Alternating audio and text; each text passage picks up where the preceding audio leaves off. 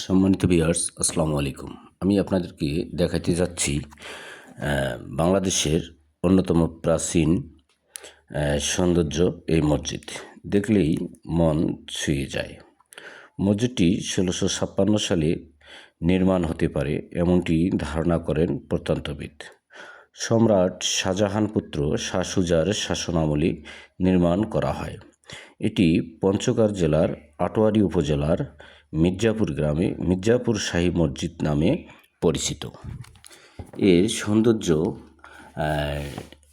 অবকাঠামো দেখলেই আপনার হৃদয় শীতল হয়ে যাবে। আপনি সময় পেলে ঘুরে আসতে পারেন এই শাহী জামে মসজিদ। মসজিদের উত্তর প্রাঙ্গণে দক্ষিণ প্রাঙ্গণে মুঘলদের 5টি মাজারও এখানে রয়েছে।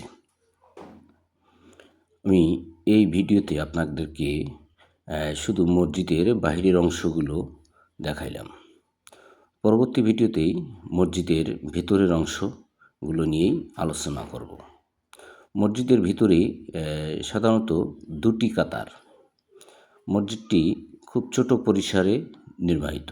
ভেতরের অংশ নিয়ে পরবর্তী ভিডিওয়ে আলোচনা করব।